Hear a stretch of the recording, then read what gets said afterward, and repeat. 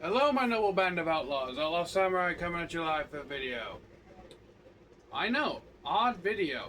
I don't usually film in here, and I'm noticing a fluttering of the lights, and that's not because of my actual overhead. That's actually because my black shirt is causing the camera to focus and not take in the light properly.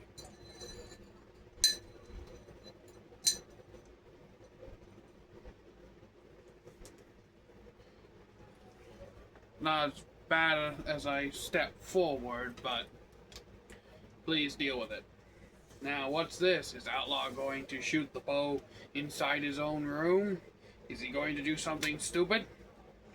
Well, no. This is actually a video I thought I'd make to help out a friend. Well, not really a friend, but someone I've seen on YouTube called Isaac Embarks. He started his journey with the compound and longbow actually, and he's had some trouble at yardages getting his grouping together. So I thought I'd give a few tips and inspirational video. And Isaac, if you watch this, just know that I have a hard time explaining things. Now, verbatim, when Isaac draws, I see that he has an old style bow with a rather large grip, but he hammer fists it for lack of better terminology. And while, yes, this style of grip can, on lighter bows, function well, on heavier bows, it doesn't work so well because it actually does what in the archery world and in the mechanic world have in common is torquing, which is twisting the bow in your grip. The arrow's only on here just in case this thing goes off. And I have it pointed at my closet, which means it'll just go into the wall. But in truth, the style of grip that you want to incorporate with a compound bow is actually more something like this. Not hammer grip, but you want to basically keep your hand as off the bow as you possibly can and the grip centered in the fleshy palm of your hand. There are some archers out there that will even just hold their bow like this. I've taken to gripping it like this, with my pinky acting as a pseudo shock absorber. That's the best way I can explain it. That's how I shoot. Every archer's different. This is just some basic information. So, you can do it like this, you can do it like this, like this. You can even be fancy with your pinky out.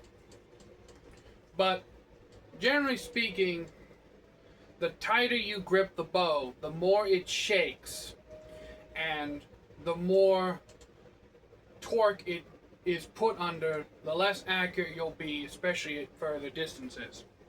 Also, if your sight has it, you want to, at full draw, get the bubble on your pin sight directly in the middle. That ensures that your shot does not go left or right. Up and down is a different story.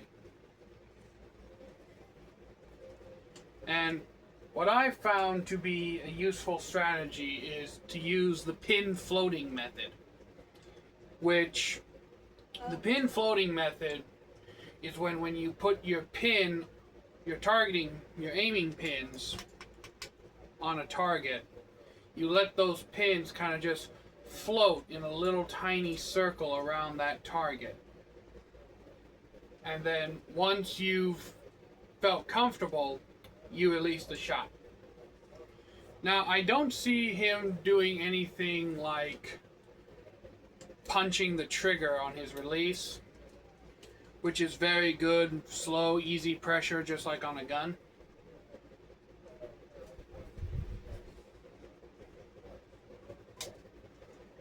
But yeah. Also, I learned this recently, which has helped me increase my accuracy greatly, because before I did it instinctually, but I didn't actually physically know I was doing it. But at full draw, I align the inside of my peep sight with the yellow ring of my compound bow sight, and that puts the pin directly in the middle of my line of sight, which also improves accuracy. And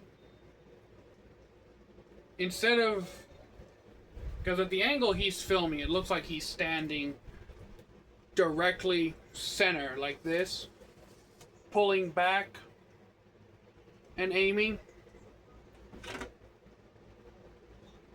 That's not a good form to have. What you want to do, and I can't demonstrate it because of camera angle, is you actually want to stand sideways to your target.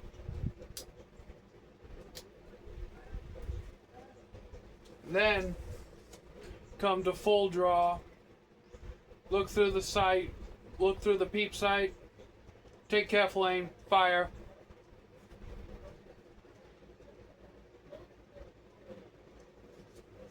All that good stuff.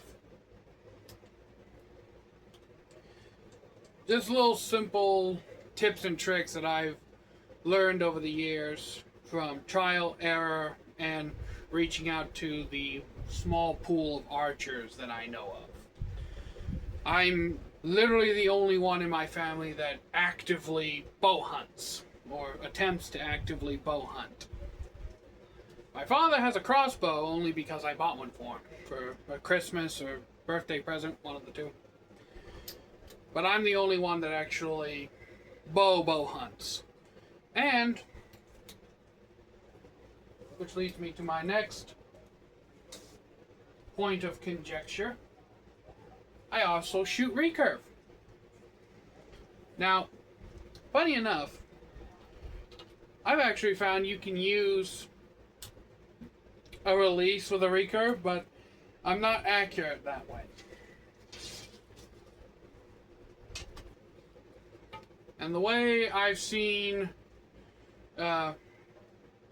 Isaac draw is 3 fingers under, which is a very prominent style. It's one of the 2 major styles you're taught. It's mainly used in Olympic target shooting. I usually shoot more Mediterranean style with the 2 fingers under, 1 finger above. But there's a whole bunch of different draws. There's Asian thumb drawing, which actually you can't really do on this style of recurve because of the window. I'd actually have to put the arrow on this side to do it. There's, I believe this is reverse Mediterranean, and I believe also similar to, I think, reverse Comanche draw. I don't know, I've never really practiced Comanche style archery. But I do have a composite horse bow as well. Not composite horse bow, it's a cheap fiberglass horse bow. But I also shoot that as well.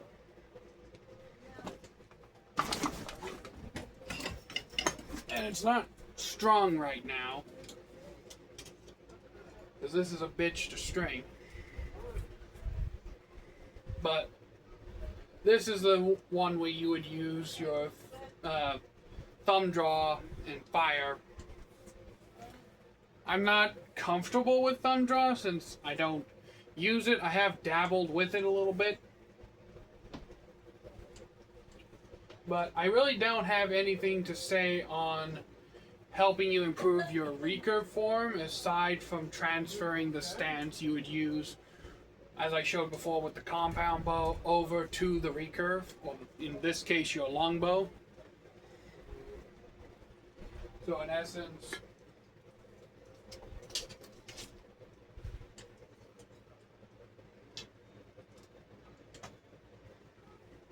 instead of standing straight forward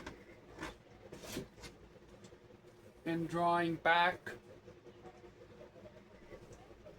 take the sideways stance and draw back, which actually allows you to facilitate a longer draw.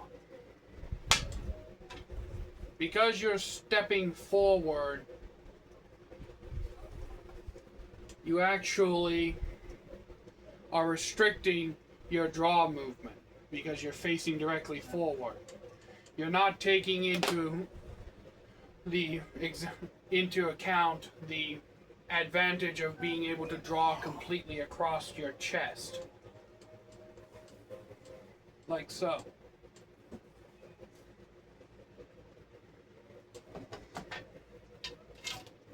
But other than that, the way you shoot a recurve is practically textbook perfect. Recurves and longbows in general are a bitch to get accuracy out of. I know from experience, Isaac. And don't even get me started on the composite recurve bow, or the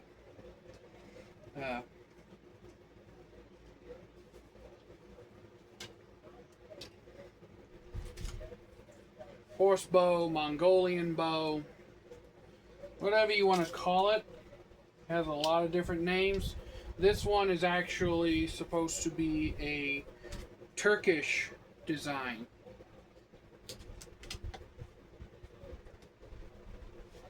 See if I can't. You're not supposed to string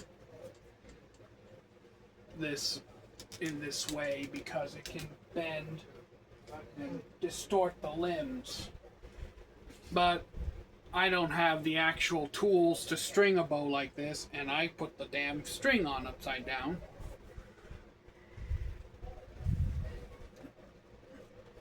But it will serve the purpose. Because this would be the equivalent of a finger tab for shooting thumb draw. In case you ever want to get into thumb draw or start practicing, my advice, just buy a thumb ring. It's a little metal ring that Persian style archery seems to favor. But with thumb drawing, you actually put the arrow on the right side of the bow if you're left-handed. I mean, if you're right-handed, you put it on the right side to do this. If you're left-handed, it's opposite. But you'll put your thumb underneath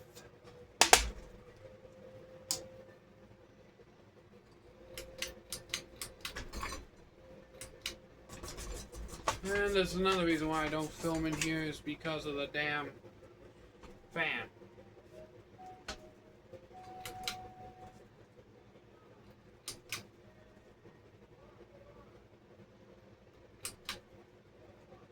There.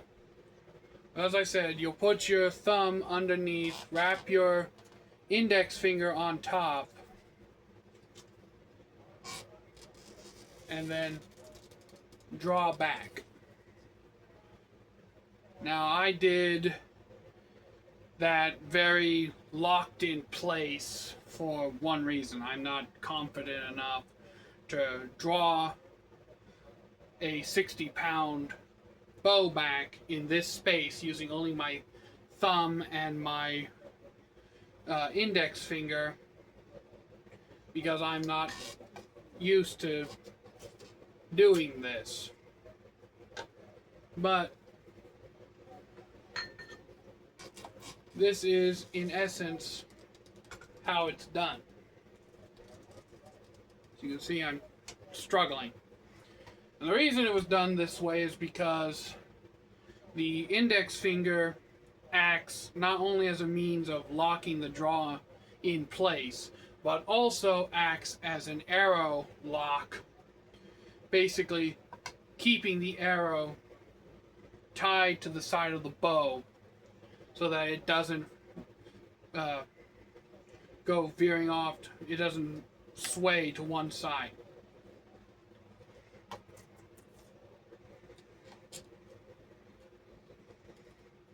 Again, this is where my bad job of explaining shit comes into play.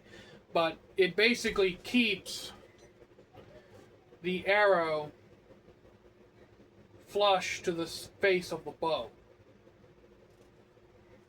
And this style was developed for mainly mounted horseback archery.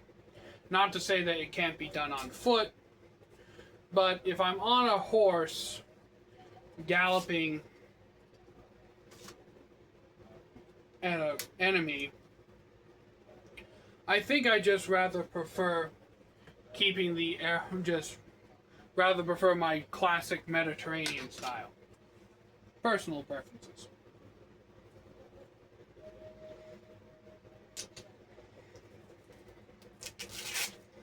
In any case, I hope you found this useful, Isaac, and I hope you continue your journey with the bow. If you have any questions, you can always ask me, and go to like archery forums. There's groups on Facebook, Instagram, more than likely, for traditional and compound, and then there's people like me and you who shoot both. I shoot a variety of different bows. But let me know what you think down in the comments below, Isaac and my noble band of outlaws. I hope you continue your journey with the bow, as I said, and I hope that you found this educational, and that you can use some of these tips in your own practice to make your accuracy better. Until next time, I'm out. Peace.